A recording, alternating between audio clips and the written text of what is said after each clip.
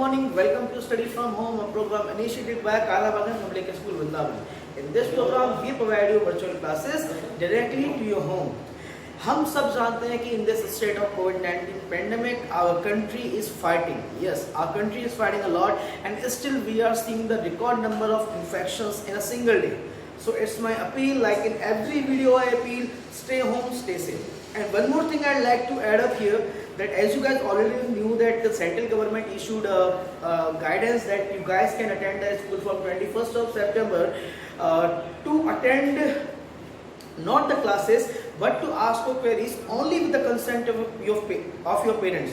But the state government of Uttar Pradesh has declared that the schools will not be opened by 30th of September and they will plan accordingly from the 1st September. So अभी तक इसके regarding कोई information नहीं है. When it will be, you guys will be informed regarding that. चलिए, so let us start with our video. अब before starting a new chapter, because yesterday we have completed the chapter staffing, the chapter 6 of business studies. एक छोटी सी बात मैं आप लोगों से करना चाहूँगा. We started 12th standard business studies with the concept of management. हमने शुरू किया था क्या? Concept of management से.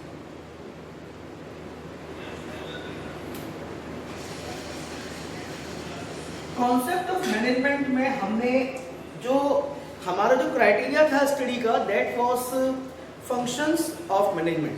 फंक्शंस ऑफ मैनेजमेंट की बात करूं तो अब तक हम मैनेजमेंट के 4 फंक्शन कवर कर चुके हैं. ठीक है, सॉरी, अब तक हम मैनेजमेंट के 3 फंक्शन कवर कर चुके हैं, 4 नहीं, चौथा हम इस चैप्टर में करेंगे. The very first function we started with planning. अब ये जो प्रोसेस है सारा सीक्वेंस में चल रहा है. ठीक है, अब सपोज कीजिए आपने कोई ऑर्गेनाइजेशन स्टार्ट किया, या आपका ऑर्गेनाइजेशन है XYZ प्राइवेट लिमिटेड. आपने सबसे पहला काम किया, इसका जो टॉप लेवल था उसने प्लानिंग स्टेज पे अपना काम किया, यानी कि इन्होंने प्लान बनाया कि how they are going to conduct their business. And after the planning they move toward organising the resources. The very first function that we studied was chapter 4 planning. After the planning, we shifted towards the organizing of resources. Planning के बाद जो हमारा ध्यान गया किस पे गया? Organizing पे. ठीक है? In organizing, we organized the resources, we classified and grouped the activities those were essential for our business organizations. And after the organizing, we took care of the human resource need of the business. तो इसके बाद हमने कहाँ पे हमारा planning हो गया, organising हो गया. अब वर्क कंडक्शन के लिए हमको किसकी रिक्वायरमेंट थी? वर्क कंडक्शन के लिए we were needed the human resources. तो ह्यूमन रिसोर्सेज का फंक्शन हमारा कवर अप हुआ कहाँ पे? स्टाफिंग. स्टाफिंग में हम क्या कर रहे थे? स्टाफिंग में हमने हमारे बिजनेस के लिए काम करने वाले लोगों को ढूंढा, उनकी ट्रेनिंग पे ध्यान दिया, उनके रिक्रूटमेंट किया, सिलेक्शन किया, ट्रेनिंग एंड डेवलपमेंट पे काम किया. अब पर्सन्स आपके ऑर्गेनाइजेशन में आ चुके हैं, वो लोग काम कर रहे हैं, लेकिन आप उनको काम करने के लिए ऐसे नहीं छोड़ सकते. एक स्टाफ या ह्यूमन रिसोर्स आपके बिजनेस में काम कर रहा है तो उसको गाइडेंस की जरूरत होती है, उसको इंस्ट्रक्शन की जरूरत होती है, उसको एक फ्रेमवर्क की रिक्वायरमेंट होती है. एंड हम लोग, आप लोग उसी फ्रेमवर्क के अंदर किसी ऑर्गेनाइजेशन में काम करते हैं, चाहे हम बिजनेस के अंदर हो, चाहे हम बिजनेस के ओनर हो. तो चाहे हम बिजनेस के ओनर हो, चाहे हम बिजनेस के एम्प्लॉय हो, हमको डायरेक्शन की ज़रूरत होती है, हमको गाइडेंस की ज़रूरत होती है, हमको इंस्ट्रक्शन की ज़रूरत होती है. तो स्टाफ को गाइडेंस देने के इसी प्रोसेस को हम स्टडी करेंगे इस चैप्टर में, जो है हमारा 3rd, वो है डायरेक्टिंग.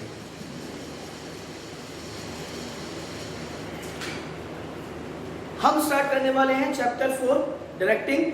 देख लेते हैं डायरेक्टिंग क्या है.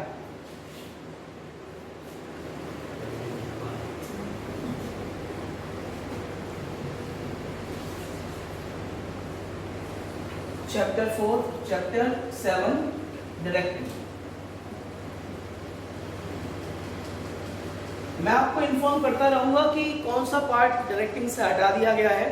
ठीक है, एंड का पार्ट है तो हम चैप्टर कंटिन्यू करेंगे, जब वो पार्ट आएगा मैं आप लोगों को इन्फॉर्म कर दूंगा.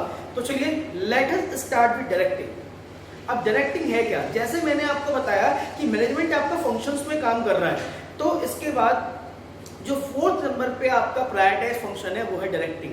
एंड डायरेक्टिंग का मतलब क्या है? डायरेक्टिंग का मतलब होता है इंस्ट्रक्शनिंग and guiding the employees.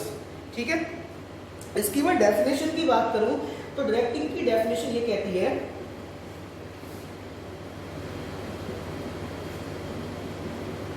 Directing is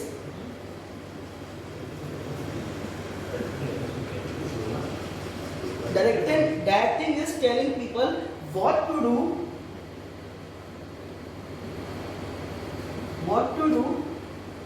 and seeing that they do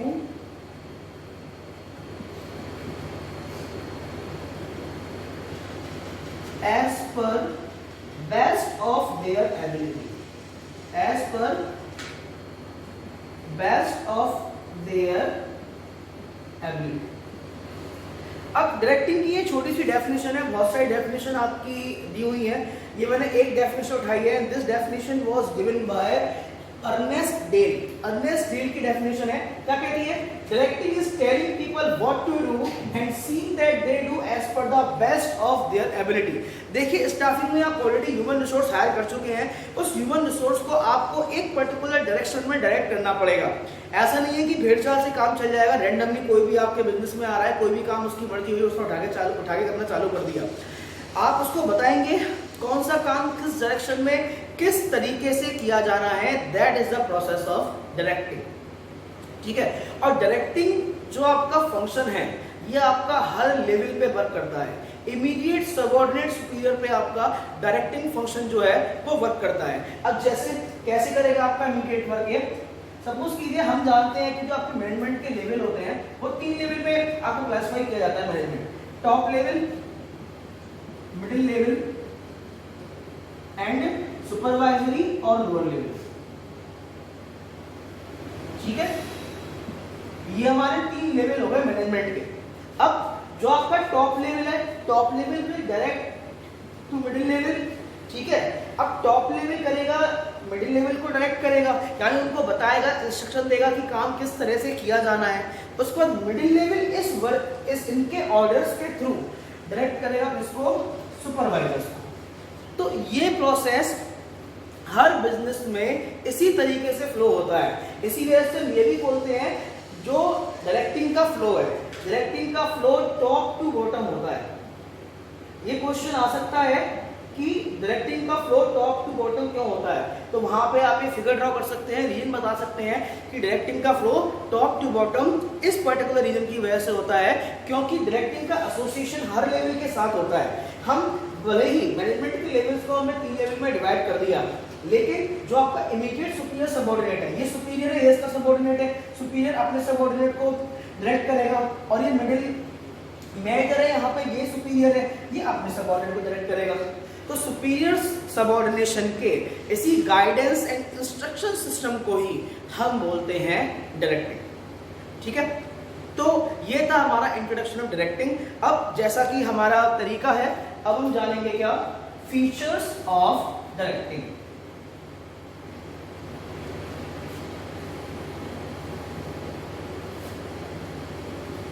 directing का सबसे पहला फीचर है डायरेक्टिंग इनिशिएट्स एक्शन। ठीक है, अब what is the meaning of directing initiates action? Initiating action. देखिए, मैनेजमेंट के जो और फंक्शन होते हैं, ठीक है, वो इस एक्शन के लिए ही फाउंडेशन तैयार करते हैं, whether the planning, organising, staffing. मैंने अभी एक ऑर्गेनाइजेशन का एग्जांपल देकर आपको बताया था कि किस तरह से एक ऑर्गेनाइजेशन का फाउंडेशन तैयार किया जाता है, एंड फाउंडेशन आपका कहाँ तक तैयार हो गया? स्टाफिंग तक तैयार हो गया। स्टाफिंग के बाद जो स्टाफिंग के थ्रू जो रिक्रूट्स आए हैं, उन रिक्रूट्स को आप काम करना सिखाते हैं। ठीक है, तो इस वजह से बोला जाता है क्या? इनिशिएटिंग एक्शन है आपका, यानी डायरेक्टिंग आपका डायरेक्ट एक्शन होता है जहां पे आपका सुपीरियर एंड सबऑर्डिनेट का इन्वॉल्वमेंट होता है। तो इस ये है हमारा पहला feature of directing, that directing initiate action. ठीक है, इसके बाद सेकंड फीचर की मैं बात करूं, directing is second feature, it is a continuous action. अब बिजनेस में हमेशा कोई भी फैक्टर है, कोई भी प्रोसेस है, जो हमारा मैनेजमेंट था, प्लानिंग थी, ऑर्गेनाइजिंग थी, स्टाफिंग था, ये सारा का सारा प्रोसेस जो होता है मैनेजमेंट का, इवन बिजनेस एक्टिविटी भी, ये सब कंटिन्यूस एक्शन होते हैं। आप एज अ बिजनेस ओनर, आप एज अ बिजनेस मैनेजर, आप इस चीज़ को लेके बिल्कुल भी केयरलेस नहीं हो सकते कि आप एक दिन अपने एम्प्लॉय को गाइड करें, एक दिन अपने एम्प्लॉय को इंस्ट्रक्ट करें एंड दूसरे दिन आप अपने एम्प्लॉय को इंस्ट्रक्ट ना करें। That is a continuous process that you will have to carry every single hour, every single day, so you could prevent the loss in the business, you could prevent the overlapping of work that can be done in the business. आप नुकसान को बचाना चाहेंगे, आप loss को बचाना चाहेंगे, आप अपने बिजनेस को बचाना चाहेंगे, तो आप इस फंक्शन को रोज डेली खुद भी करेंगे, अपने मैनेजर्स को मोटिवेट भी करेंगे और उनके सबऑर्डिनेट तक भी ये चीजें पहुंचाई जाएंगी। ठीक है, तो ये प्रोसेस एक साइकिल में कंटिन्यूस बेसिस पे वर्क करता है। ये था हमारा सेकंड फीचर। थर्ड फीचर कहता है क्या? Directing takes place every level, takes place every level. इस चीज को मैं ऑलरेडी आपको ड्रॉ करके दिखा चुका हूं कि किस तरह से directing is the function that takes place at the every level, चाहे वो आपका टॉप लेवल हो, चाहे वो मिडिल लेवल हो, चाहे वो आपका सुपरवाइजरी लेवल हो। होता क्या है, सुपीरियर सबऑर्डिनेट के फॉर्म में ये चीजें चलती हैं। ठीक है, मिडिल लेवल को मिडिल मानूं तो मिडिल का जो टॉप है वो उसका सुपीरियर है एंड मिडिल टॉप वाले का सबऑर्डिनेट है। ठीक है, तो वहां पे सुपीरियर ने उसको गाइड किया मिडिल लेवल वाले को, तो उसका सबऑर्डिनेट हो गया। अब मिडिल लेवल सुपरवाइजरी लेवल का सुपीरियर है एंड जो सुपरवाइजरी लेवल है वो मिडिल का सबऑर्डिनेट है, तो वो लोग उनको गाइड करेंगे। तो दिस इज द स्टेप जो आपका हर लेवल के द्वारा कंडक्ट किया जाता है। ठीक है, and that is the most essential part. इसी वजह से हमने बोला भी था कि it flows from top to bottom, और यही है आपका फिफ्थ फंक्शन। जो आपका नेक्स्ट है, फोर्थ जो आपका फंक्शन है वो यही है, it flows from top to bottom. अब टॉप टू बॉटम के एक बार और मैं डायग्राम बना दूं। ये आपका first level management, second level management, third level management. ठीक है, ये टॉप लेवल इसको गाइड करेगा और ये इसको गाइड करेगा। ये प्रोसेस इस तरीके से चलता रहता है। और ध्यान रखेंगे टॉप टू बॉटम को क्या बोलते हैं, यहां से क्वेश्चन इजीली पूछा जा सकता है। ठीक है, इसके बाद परफॉर्मेंस ओरिएंटेड, जो फिफ्थ फंक्शन है इसका वो है आपका परफॉर्मेंस ओरिएंटेड। अब परफॉर्मेंस ओरिएंटेड का क्या मतलब है? ठीक है, अब परफॉर्मेंस ओरिएंटेड का मतलब है कि डायरेक्टिंग जो आपका फंक्शन है उसका मेन मोटिव क्या है, आपके वर्कर्स की क्वालिटी में इफेक्टिवनेस एंड एफिशिएंसी को लेकर के आना। ठीक है, यानी नुकसान नहीं हो, आपका वर्कर आपके लिए कॉस्ट इफेक्टिव हो।